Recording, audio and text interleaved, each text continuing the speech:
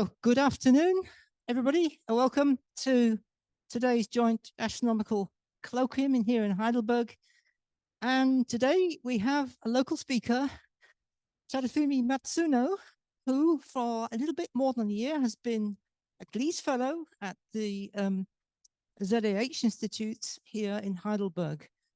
And Tadafumi did his PhD. I think you graduated there in Tokyo, where you were working at the National Astronomical Observatory in 2020, and you seem to have made a big impression with those. As far as I understand it, you led a number of very sizable programs on the Sabriu telescope at that time, already in this field of galactic archaeology. And you actually won a prize for that work, which was the Sokendai Award for Outstanding PhD Research. So armed with that great start, you went to the you went to the Kapteyn Institute in Groningen, where you were working with Amina Helmi. And I think one of the things you did there was switch to the VLT. A little bit, but following that, you arrived back in Heidelberg, where you have intensified your research in the old low metallicity stars and Milky Way. And I believe you have also got involved with some of the big upcoming projects, such as Weave and Foremost. So today you're going to be talking about the chemical enrichments in the Milky Way and its accreted galaxies. So please give a big welcome to Tadafumi.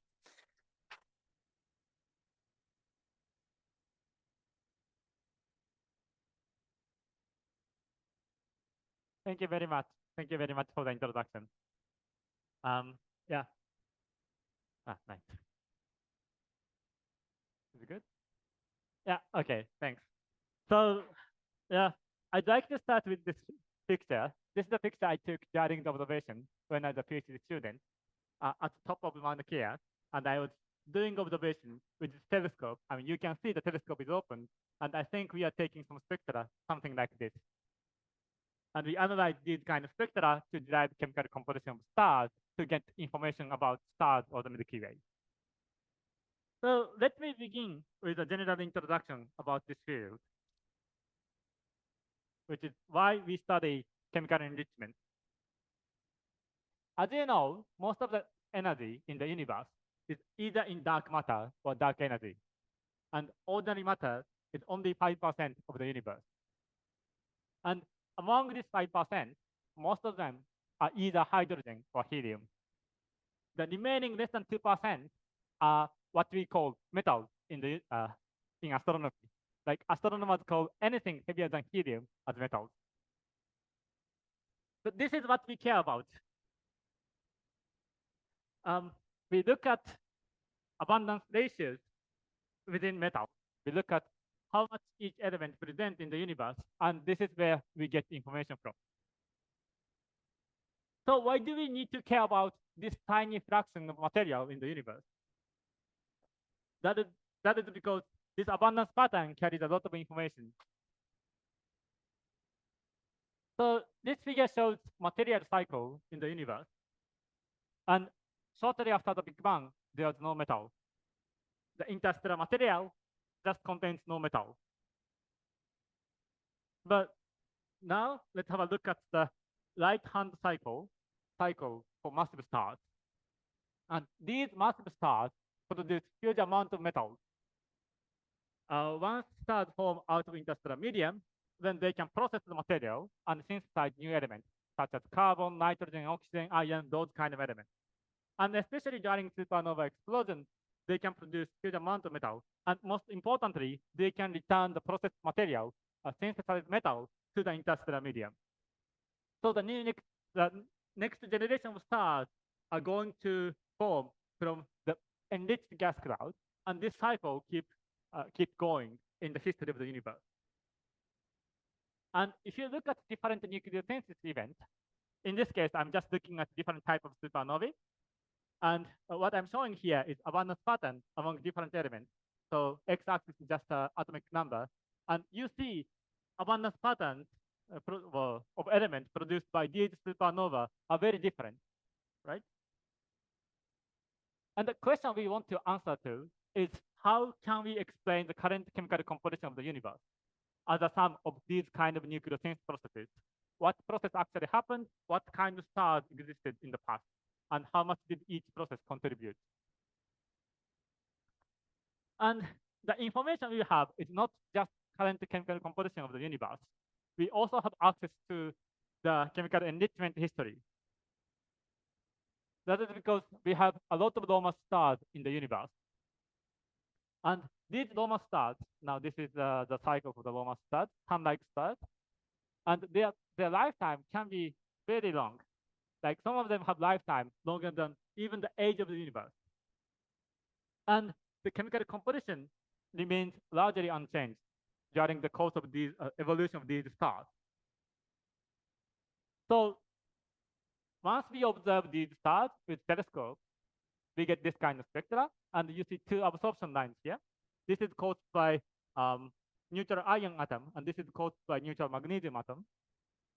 And we basically model these spectra using models of stellar atmosphere and atomic data because these absorption lines are caused by atomic transition. And we also need to solve the radiation transfer equation. But then we can convert these strengths to abundance of that element. And if we have the age of stars, we can plot abundance as a function of age. And thanks to the property, or this property of stars, the chemical composition remains largely unchanged. This basically corresponds to, the x-axis basically corresponds to time. So in this way, we can trace chemical enrichment history. But most of the time, age is very hard to get. So we replace the time axis with total metal amount of stars. Since the universe started with zero metal, the total amount of metal should keep increasing. So this is what we call metallicity. But this is what we often use in the observation. Today, I'm going to use this kind of information to talk about stellar populations in the Milky Way and nucleosynthesis processes in the universe. These are some topics I'm going to cover. And these topics are closely related. And in both cases, the primary information I'm going to use is chemical enrichment histories or chemical abundance of stars.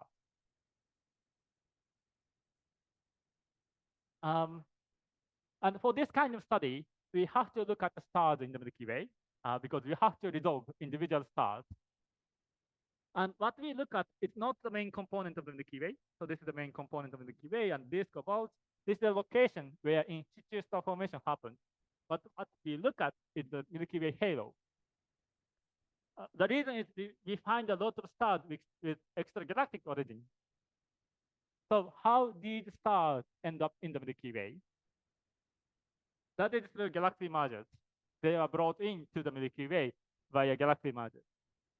And this galaxy merger is a fundamental process in galaxy evolution or galaxy growth in the lambda CDM cosmology. Mergers can bring stars and gas, also trigger star formation, and in case of major merger, they can restructure galaxies.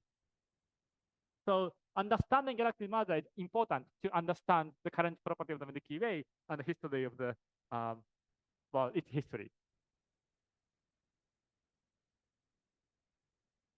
So this is the current picture of the accretion or merging history of the Milky Way.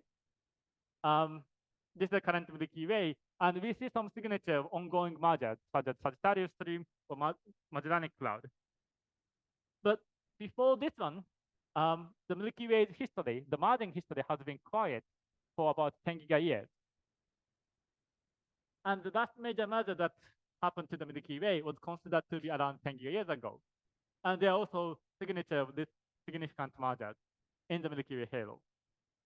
In the first part, I'm going to talk about how did we learn about these things from chemical abundance of stars. Well, mostly. So, yeah, this is again about galaxy mergers. And this movie shows the merger of Milky Way galaxy and the satellite galaxy.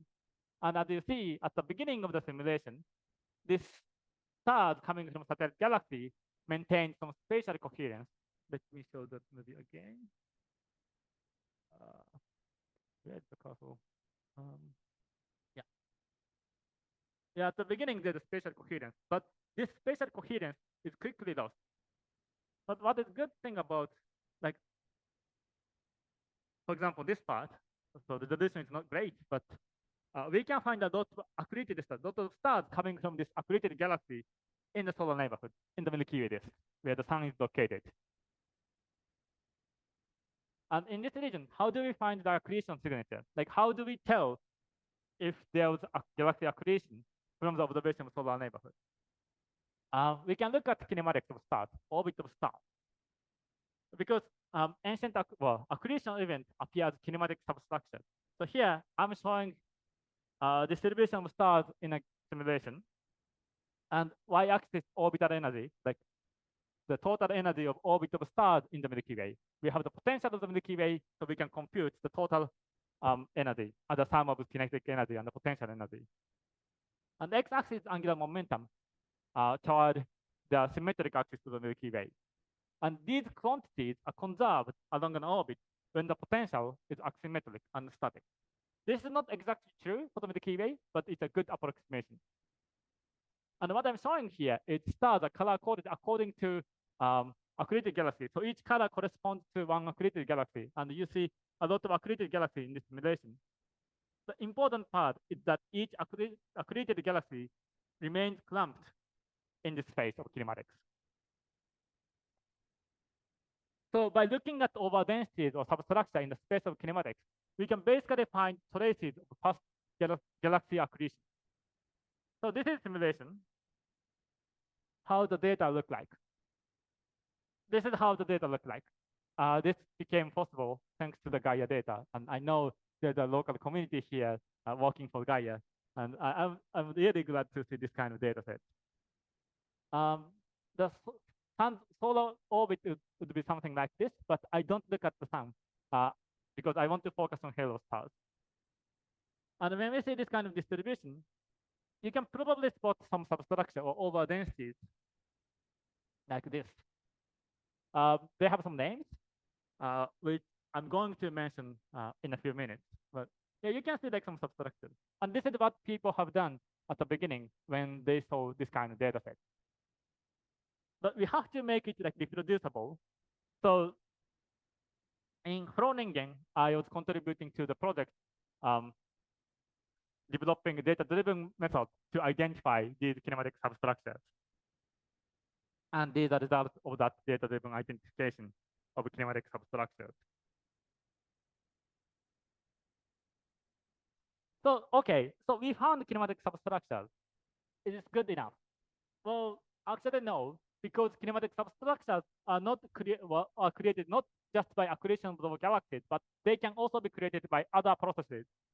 Like dynamical friction during the course of accretion of one galaxy can also produce multiple substructures. Also, the resonance of the Milky Way potential can create substructures. And more importantly, disruption of globular clusters in the halo can also create substructures. So even if you observe kinematic substructure, that doesn't mean you discovered a dwarf galaxy or something, accreted dwarf galaxy or something. And here, chemical abundance can help. So let's first talk about the metallicity. Metallicity is the total metal content of a star, and it is usually represented by iron abundance because iron abundance is easy to measure. And how we use metallicity is something like this. So these are two overdensities we found from a data-driven method. There are two overdensities nearby in the space of kinematics. And we look at metallicity of stars in these overdensities. And their distribution looks like something like this. They basically have the same metallicity distribution. And our argument is that if they have consistent metallicity and if they're close to each other in the space of kinematics, they should have a common origin. And this is quite useful because when we simply run some kind of data-driven identification method over density, we get a lot of clumps. Like we get 60 or like 70 clumps, 70 over density. But that doesn't mean Milky Way has experienced 70 galaxy accretions. So by merging some of these overdensities, we can get this kind of picture. We have now reduced the number of overdensities to somewhere between 10 or 15. And I think this is closer to what happened. Each, like this corresponds to one galaxy accretion, this corresponds to one galaxy accretion, something like this. So this is one way of using metallicity, seeing overdensities with a common origin. Metallicities are also useful to tell if the overdensities are caused by disruption of dwarf galaxies or disruption of globular clusters.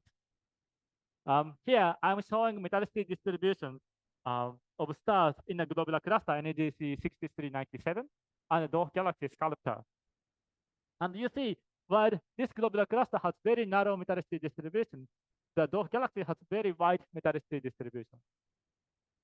So if you observe a lot of stars in a population and you find small metallicity dispersion, that is more likely to be a globular cluster. And if you see a large dispersion, the progenitor is likely to be dwarf galaxy. This is the argument. This actually worked very well. I'm going to talk about this overdensity, which is called ED2, because the first author is Emma Dodd. So that's where ED comes from. And when we look at the metallicity of stars in this kinematic substructure, we found very small dispersion. This suggests that the progenitor of this kinematic substructure would likely be a globular cluster. You see that the dispersion is really tiny.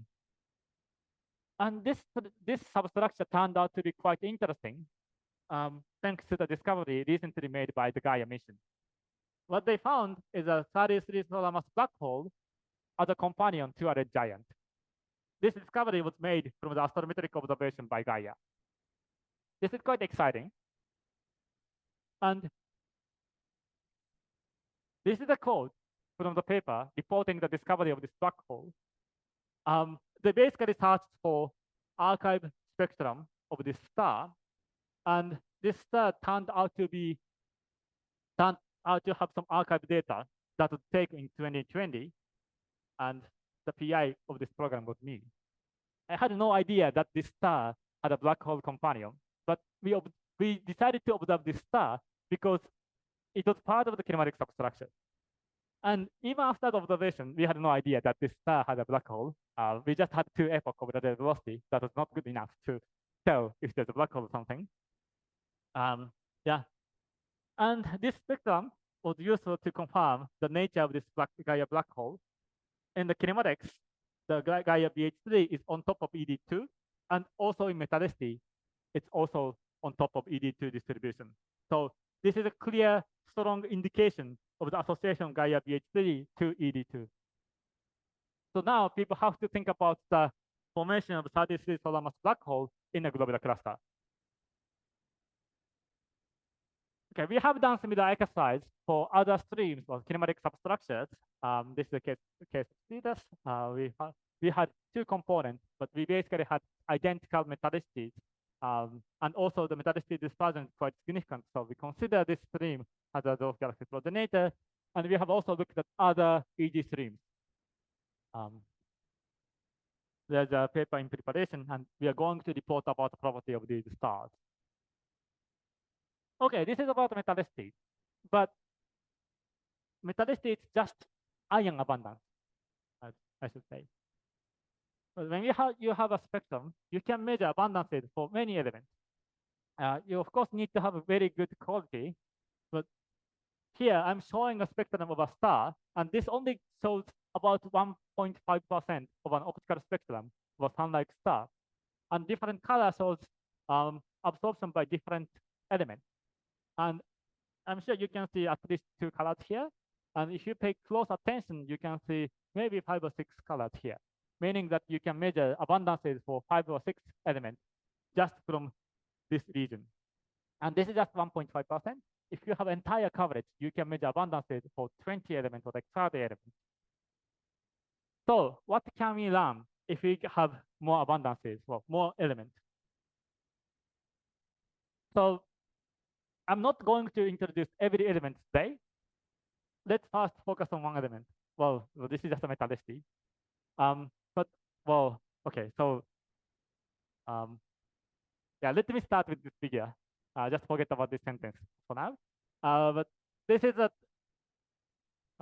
simple chemical evolution model where I computed that evolution of abundance of iron in the galaxy. And at the beginning, most of iron are produced by massive stars, but at the later phase, iron can be produced by type I supernovae. What is type I supernovae? Type I supernovae are explosions of white dwarfs. That means you first need to create a white dwarf that is usually from low mass stars, so they cannot be created right after the onset of star formation. And plus, there also needs to be some binary interaction, so that can also take some time. So these type of supernova happens sometime after the onset of star formation. That's why the contribution from type I supernova start happening at later time. Now, let's have a look at another element, magnesium.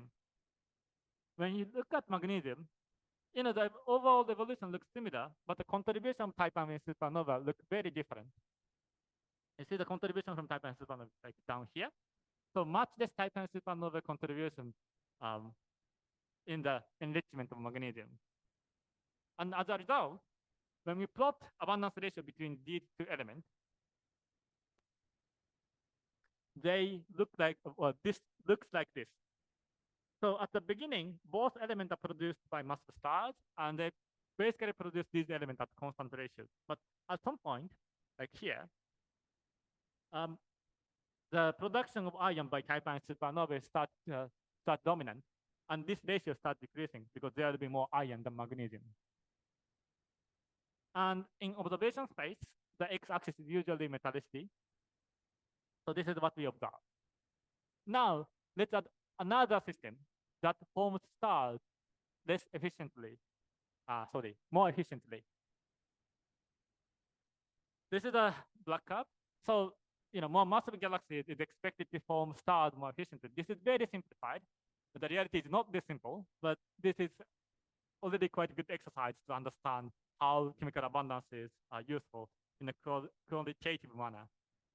So more massive galaxies enriched up to higher metallicity at a given time because they form stars more efficiently. Same for magnesium. And this decrease in magnesium or iron is basically similar. But when we go to the observation space, magnesium over iron versus metallicity, we start to see some difference in abundance ratios between the two galaxies. That is because at a given time, more massive galaxies is enriched up to higher metallicity. And this is what we can observe. So this is just like theoretical work. That's something I computed like in 30 minutes or something. But in observation, the similar kind of trend has been seen. Here, I'm showing abundance of stars in the Milky Way in gray. I mean, this figure is taken from this review paper. And all the data points in green, blue, or yellow are stars in dwarf galaxies. And you can see stars in dwarf galaxies have smaller magnesium or iron compared to stars in the Milky Way at fixed metallicity, especially around this metallicity. This is how we use chemical abundances. Now, let's have a look at stars in the Milky Way halo. This is a classical study done in 2010. And what they found is there are two populations among halo stars. One population has high magnesium abundance, and the other population has lower magnesium abundance. And all of these stars are now in the Milky Way, in the solar neighborhood. So if we apply the previous way of interpretation, this high magnesium stars should have formed in the more massive galaxy. And since now we are looking at the stars in the Milky Way, the most massive progenitor or most massive galaxy that contribute to the formation of the Milky Way would be the main progenitor of the Milky Way. On the other hand, the magnesium stars, if we interpret naturally, they should have formed in this massive galaxy. And since they are now part of the Milky Way, they should have been accreted by the Milky Way and disrupted by the Milky Way. So people start calling this population as in situ population and this as accreted population. And this was before Gaia mission. After Gaia mission, people have discovered some kind of blob in the space of kinematics. Yeah. And when they take stars in this kind of box, these stars correspond to low magnesium sequence. So it's a very nice like one-to-one relation. And this basically confirms that this blob is actually a signature of an accretion of a dwarf galaxy. So, this blob was considered to be a debris of the last major merger that Milky Way has experienced. And it was named as Gaia Enceladus, or Gaia Sausage, by an independent group by Belakov et al. 2018. Or maybe some people call it like GES or GSE, just combining GES or like GSE. I'm using like these two most of the time in this talk. So what about high magnesium stars? They are now in the halo. How did they end up in the halo? The interpretation is that these stars are actually formed in the disk, but heated up by the merger event, like by this merger event. When a massive galaxy approaches to the Milky Way, some stars in the disk might have been heated to the halo-like orbit. That was the interpretation. So this is good. We now have some picture about the accretion history of the Milky Way. But what about the other substructures, like this guy here or this guy here? There's some study about abundances of stars in these substructures. What people have found is that there's large metallicity dispersion of these substructures. This is a figure from one of our work during my PhD, and the sequoia population has some large metallicity dispersion. And also in this study, we also looked at abundance ratios, and seems like sequoia seems to have slightly lower magnesium abundance compared to Gaia GES population. But as you can see, the error is this large, and the difference we talk about is like really small. So we're not really happy. I mean, we are happy, but like, like there's some doubt here. That's why we decided to do some high precision study of abundances of stars in kinematic substructures. And we basically did everything to achieve high precision. The data quality is really high. We also analyzed all the stars homogeneously, including a literature sample. And we also focus on narrow stellar parameter range. This is to analyze stars with similar spectra. When you have similar spectra, they're systematic. And we also looked at individual lines carefully, and we actually focused on abundance difference between stars from each line. And thanks to these efforts, we managed to obtain this kind of figure. So again, magnesium of iron versus metallicity. And let's first talk about gray point and the orange point. These are GES stars and Milky Way stars. What we obtained are these blue point and red point. These are stars in Sequoia and Hermes streams, respectively. What you can see here is that stars in the Sequoia and Hermes stream have lower magnesium over iron at fixed metallicity compared to GES over Milky Way stars. So also the chemical abundances are quite distinct between GES and Sequoia, or between GES and Hermes stream. There's a bit overlap, but yeah, quite distinct. And this lower magnesium over iron abundance is interpreted as the difference in the progenitor, in the sense that the progenitor of Sequoia and Hermes streams are less massive compared to GES. And when we have this precise chemical abundances, what we can do is something like this chemical identification of true members. People can select stars just based on kinematics, but there might be some overlap, of stars coming from different accreted galaxies. Yeah, what I'm showing here is just a Sequoia, GES, and Milky Way Institute stars. Well, it doesn't have to be Institute, but okay, the Milky Way stars. And the main body of Sequoia is located here. So they nicely form a tight sequence here. But if you pay close attention, you see two outliers, a few contaminants with GS-like chemistry. And they are actually quite important, because if the progenitor of GS need to deposit stars into Sequoia-like orbit, the merger configuration has to be quite specific. I mean, not, well, yeah. This is observation, and this is a velocity space, so it's different from orbital energy angular momentum space, but it's kind of similar. And the Sequoia region roughly corresponds to here. And this is observation, and you see some stars here. That's how we identify, that's how people identify the Sequoia. And all the other plots are simulations, from simulations, like GS-like mergers, but with different configurations. They change the orbit, they change the morphology of the GS progenitor. And you see, like in some simulation, you don't see any stars in this box. So in these configurations, GS-like merger cannot bring stars into Sequoia-like orbit. The fact that we found two chemical outliers in the region of Sequoia means that the GS progenitor has to provide stars into this region, and this can serve as a constraint on the orbit of GS progenitor. Okay, so this is my contribution to the understanding of the accretion or merging history of the Milky Way.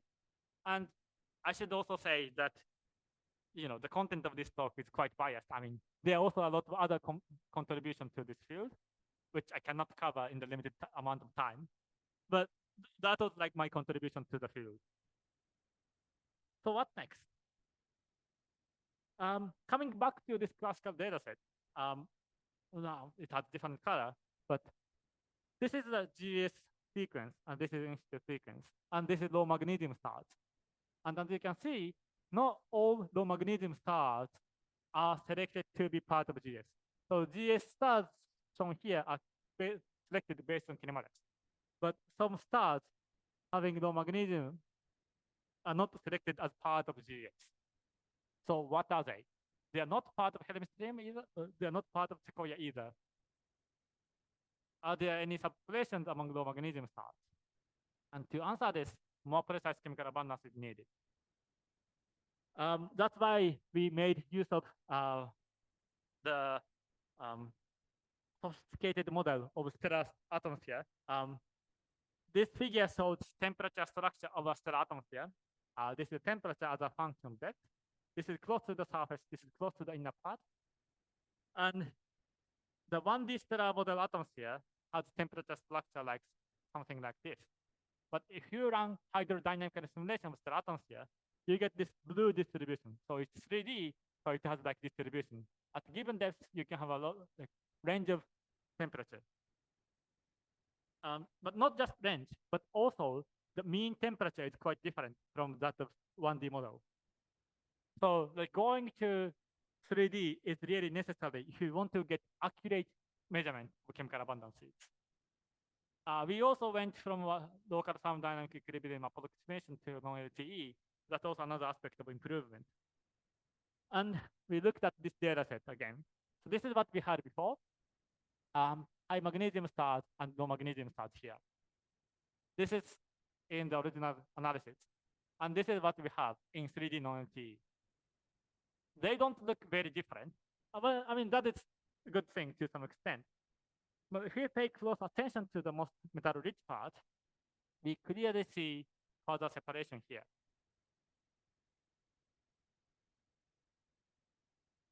And this is not just like random separation. We also look at kinematics. So this corresponds to two subgroups in low magnesium stars. And this lower magnesium over iron stars, if you look at kinematics, and this is a distribution GS, and most of them are located here. So kinematically, they are consistent with part of GS. So we consider that this sequence plays the chemical evolution of GS. And yeah, the other ones, these intermediate stars do not correspond to a known population. I mean, it looks like they have some overlap with this population or like this population, but chemically they are different. So yeah, there are a number of suggested interpretations, but still more work is needed to say how these stars were formed in the course of the Milky Way formation. Okay, so here I'd like to have an intermediate summary. I talked about kinematic substructures, and they are promising candidate for Accreted Dwarf Galaxy. And if you have metallicity, we can discuss if they are disrupted global clusters or dwarf galaxies. And we can also identify members of disrupted global clusters using metallicity.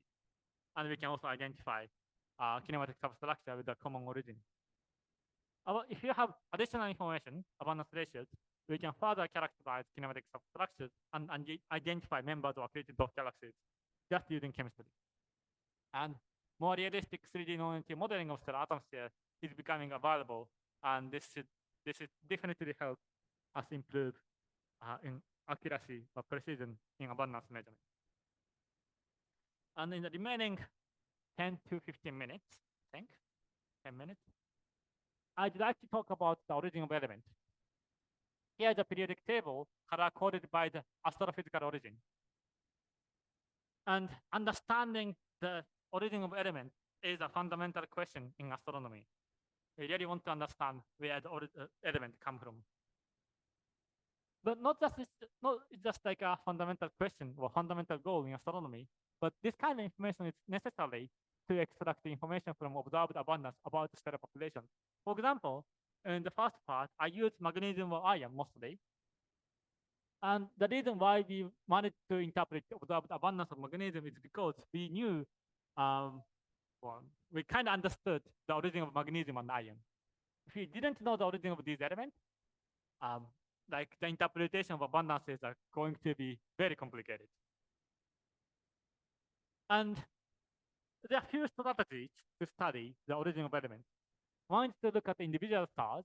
Sometimes you find stars with peculiar chemical abundances, peculiar chemical abundance ratios.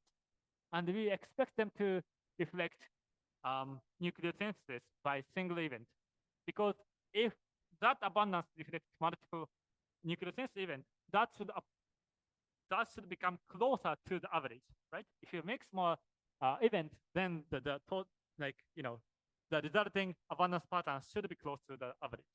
So by looking at abundance pattern with these stars, we can constrain nucleosynthesis events. Another way of constraining origin of element is to look at abundance trends or scatters of stellar populations, which is basically chemical enrichment history. And we basically test if we can reproduce observed trend and scatters with our current knowledge about nucleosynthesis. On the first approach, this is what we do. We basically plot abundance ratio as a function of metallicity, and we look for outliers. In this case, we are looking at europium, which is produced by a process called R process. I'm going to talk about R process later, but for now, just europium is like just one special element, and we see some like outliers here, and they can provide a strong constraint on the site of R process nucleosynthesis. And on the middle panel, I'm showing barium abundances, and they are produced in HB stars, and these stars can provide strong constraint on nucleosynthesis in HB stars. What I'm showing on the right is it's a bit different, but lithium abundance as a function of temperature. So if you go to the low metallicity, lithium abundance is basically constant regardless of metallicity, but it depends on temperature of stars. And most of the stars are here, but a small fraction of stars show lithium enhancement, and the origin of these stars are not very well known. And I'm going to talk about these stars briefly. You can ask me a question later, but only briefly, I'm going to talk about these stars. And these stars are often found by chance. Like, until we actually get observation, we don't know if stars are enhanced in certain elements. So we have to be lucky to be able to find these kind of stars. And we are just observing some stars in kinematic substructure, not really trying to look at these stars with extreme abundances. But we found two lithium-rich stars. This is a bit technical, so I think I go quickly. In this lithium-rich star, there are two lithium lines, and we have to be able to reproduce these two lines with the same lithium abundance. And one assumption we can make is isotope ratio. Depending on the assumed isotope ratio between lithium-6 and lithium-7, the abundance difference between two lines changes. So let's have a look at this red line here. This figure shows as a function of lithium isotope ratio, abundance difference between the two lines. And this has to be 0. So it's not consistent with 0. That was our finding. If we draw a PDF here, the peak is like 5%. It's a small fraction, but this is totally unexpected.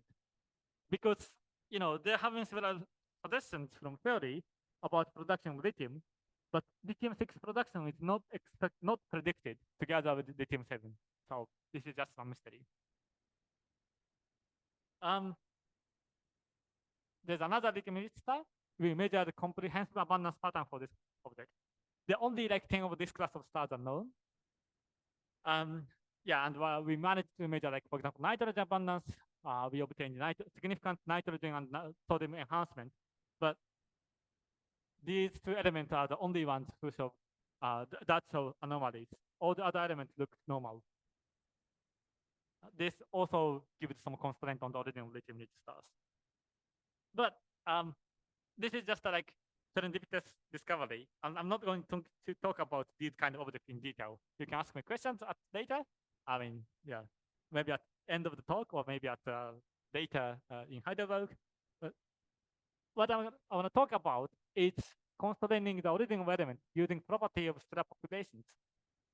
So in the first part, I used the knowledge about origin of element to get insight about property of galaxies or property of stellar population. Well, we could say this knowledge was missing, so we used this knowledge to get information about this part. But we can also go in the other direction. If you know the property of stellar population, we can use this property to constrain the origin of element. And kinematic substructures and accreted galaxies offer perfect opportunity to take this kind of approach, because these are once dwarf galaxies, so their star formations were in different environment compared to star formation in the Milky Way. So this basically allows test of our understanding about origin of element beyond the Milky Way. And the second point, we can also look at stars in surviving satellites of galaxies, but they are far away. If you look at these kinematic substructure or accreted galaxies, they can be found, their stars can be found in the solar neighborhood. So we can make quite detailed observation. We don't have to spend a lot of time on each star. So this is an advantage of studying stars in the kinematic substructure or accreted galaxies. There are a lot of things we can, I think there are a lot of things we can do in this approach, but as a pilot study, I'd like to talk about a case about R-plus element. About half of elements in the universe, heavier than iron, are produced by so-called rapid neutron capture process. This is basically a very rapid reactions of neutron capture to a nuclei. And they are responsible for making like gold, silver, uranium, these kind of elements. And the formation of these elements require very high neutron density. And astrophysical site is still debated. So how can we constrain the site of our process? Well, for that, we usually look at europium because this is most easily observed. Like the absorption time by europium can easily be detected. So coming back to this figure, magnesium of iron versus metallicity. If a system has efficient star formation, it has higher magnesium of iron. And let's just think about the case where europium is produced by some massive stars like magnesium. And in this case, these two systems would have similar abundance ratio because both elements are produced by same kind of process. So the evolution in this kind of plane should look similar. On the other hand, if other process happen in some other event, we consider neutron star mergers because this is one of the promising sites for other process nucleosynthesis. Then we expect some difference in the abundance of europium. This is because neutron star mergers also require two stars to merge, and that process can take some time. So it's very similar to like this case. In this case, we are thinking about delayed ion enrichment, but in this case, we are thinking about delayed europium enrichment. So if we follow this picture, we should expect high europium abundance in GES than in the Milky Way, because GES had lower magnesium of iron at fixed metallicity compared to the Milky Way. This is what we studied in 2021. Milky Way stars are shown in blue, and the GSE or GS stars are shown in orange. And you can see europium over magnesium is higher in stars in GSE than those in the Milky Way. And this is exactly what we would expect if europium is produced by neutron star merger. And we now know the origin, or how this abundance ratio should behave in different populations. And this year, there's a paper led by Stefano Monti in Cambridge. They basically showed that we can separate accreted stars and initial stars by looking at abundance ratio of europium over silicon, which is kind of similar to europium over magnesium. So this study shows once we understand how this elemental abundance ratio behaves, we can use this ratio to know about stellar populations. And we can play this kind of game for other elements, but because of time, I'm not going to talk about other elements. Yeah, but you can ask me questions if you're interested. And what about the future directions? One way for the future is to go to low metallicity. So this is a europium magnesium, but our investigation was limited at metallicity higher than -2. This is a figure from earlier work, the first part of the talk. And again, most of the information is from this metallicity range, like above -2 in metallicity. But we also need to go lower metallicity to trace the earlier epoch, because the metallicity is like time. So if you want to go back in time, we have to go lower metallicity. But also, it is also important to go lower metallicity to study this massive galaxies, because here I'm showing luminosity versus metallicity figure for galaxies. And basically, less luminous galaxies have lower metallicity. And if we want to study less massive galaxies, or least massive galaxies, or least luminous galaxies, we have to look at low metallicity stars. This is -2. And if you want to know about these galaxies, you have to go down here. But these stars are quite rare. In this study, we looked at about 400 low metallicity stars, below -2 in iron over H. And we made some kind of findings, like there's a group of stars in kinematic space, like clumps here. And when we look at europium abundance of these stars, these stellar symbols, 4 out of 5 stars turned out to be europium rich, like R process rich. So this might indicate that there's R process enhanced kinematic substructure that would likely be a disrupted R process enhanced dwarf galaxy. Or like similar case, but we also found a group of stars that seems to have lower zinc abundance compared to other stars. But the signals are quite weak. We need a larger sample, and we need precise abundances to confirm these kind of findings. And well, at least about the larger sample, I think we are in a quite exciting era, because there are a lot of spectroscopic surveys in the world. Well, currently there are 2, I'd like to highlight 2 ongoing spectroscopic surveys, apogee and Galar. They have quite high resolution, so they allow us to measure a lot of elements. But soon we are going to have V1 formats that are led by European Institute. And there's one project which is on Subaru telescope. This has lower resolution, but this spectroscope is going to be on 8-meter telescope, so we can prove deeper. And in like 15, well, it's actually in 10 years, or maybe 15 years, realistically speaking, we're going to have next generation of spectrographs, like MSC or WST. And in this plot, I'm showing the spectral resolving power as a function of telescope aperture. And each circle, the side of each cycle, shows the number of targets expected from each survey. So very soon, we are going to have this kind of orange data point here. There are actually 2 points here, and 2 points here, and this point. And in 2035, well, like around 2035 or like 2040, we're going to have next generation here. Wide field a large telescope diameter, and high spectral resolutions are the keys in this field. And this is basically the last slide. This is a summary slide. Chemical enrichment histories reflect past formation and nucleosynthesis processes in the universe.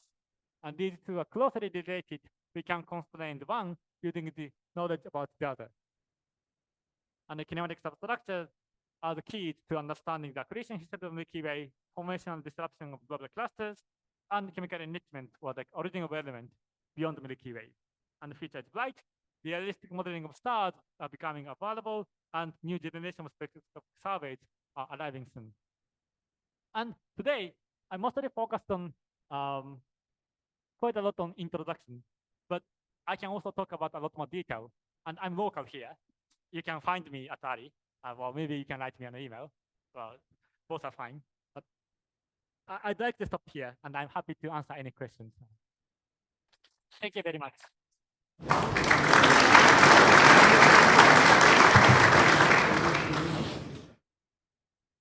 Well, thank you very much, Tadafumi, for explaining so clearly what, at least for somebody like me, is a very, very complex and quite inaccessible topic. Thank you very much for that, and also for the interesting results.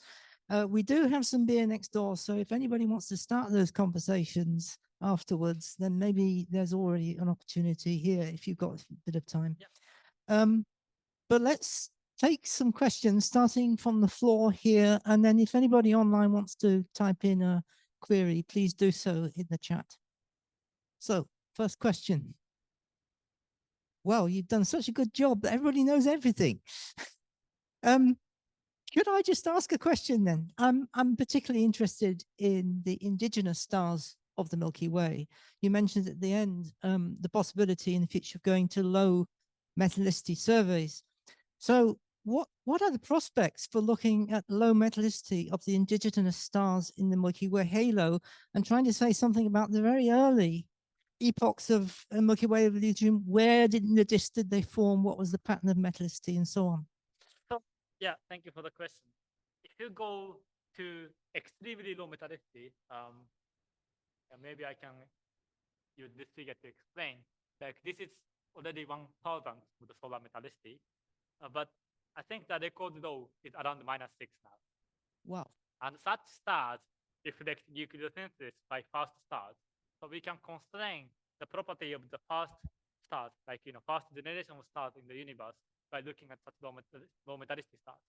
And finding such stars is actually very hard because if you go 1 next lower, you have 1/10 of stars. Like every 1 dex you have 10% of stars. All right. So it's really challenging, but we have like photometric survey that is focusing on very strong metallicity indicator in spectra.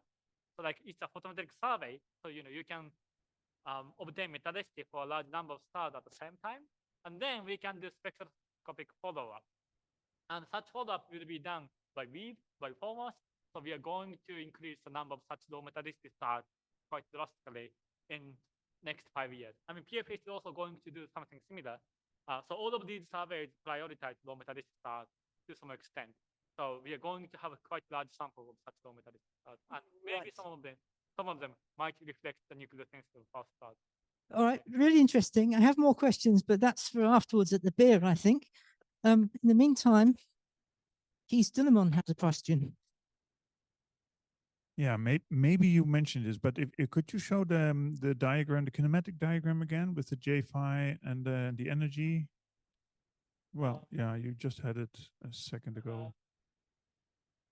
Yeah, maybe something like this, or well, where you see the models. Oh, sorry, you just had it. Anyway, so yeah, right, yeah. So I was just wondering if one could use the spread of each of the components to tell something about the non-axis symmetry of the potential. Right. That is really a good question. Thank you. And the age of how long ago this was captured. Yeah. Yes. Thank you for the question, and that is really interesting point. And actually, some people are trying something like that. One thing is like the spread in the spatial kinematics, that kind of reflects the velocity dispersion in the progenitor, for example. For example, if you have a globular cluster that is disrupted, they should form a tight sequence because the velocity dispersion is so small. That is one thing. And in case of a galaxy, they can feel dynamical friction, like tidal friction. And in case of big galaxy, that tidal effect is quite large. So they are going to have like large spread here. Like that is the case of GS. It has a large spread. And I think the second part is about the potential of the Milky Way, constraint on the potential of the Milky Way from kinematics. That is done for this one. But it's more about, I think there's some student in Groningen. Well, actually, there's a student, two students looking at the shape of potential using the orbit of stars in this kinematic substructure. I'm not expert on that, but basically you can constrain the axis ratio of the potential because it has to do something with the resonance. But I'm not an expert on that. I can introduce some papers to you if you are interested. Okay, thank you. Another question at the front. You showed that the disrupted globular clusters have a very small dispersion in metallicity. Can you estimate how many globular clusters were disrupted in the course of the Milky Way based on how many you found compared to the area you looked at or something? I think that should be possible. And I think some people have done that, but I don't have the result on top of my head. So I need to look up the literature. So, those kind of things. Okay, we got a couple of minutes to go. So more questions? Looking at nothing online. If I may ask another question, then you mentioned that the sausage was the main way of dredging stars up from the disk. Are there other mechanisms that might come into play, especially for the very old stars? What do you mean? Well, you need a scattering event of some kind. I mean, if you're looking at low mass stars, right? So in principle, scattering off more massive objects like clouds could actually, I presume, put something up into the halo. Yeah, that's actually where I go to, like this population. The origin of this population is not known, but one suggestion is, well, there's a recent suggestion about the origin of this population, which is something to do with the bar of the Milky Way. Ah, the bar. Yeah, okay. but I don't actually know how. All right. Yeah, interesting. Because I mean, a long time ago, everybody was talking about scattering off molecular clouds as the way of thickening disks. Yeah. That was before all this modern Right. new information came along, showing the importance of mergers. But that physical mechanism still exists, presumably, and I'm wondering whether very early on, Right. that might have been the only one. If you look at the outer Milky Way, like outer Milky Way halo, I think those components, the contribution of those components are less compared to the region close to the disk, which is solar neighborhood. If you look at the other part, probably most stars are from accretion of galaxies. Yeah. So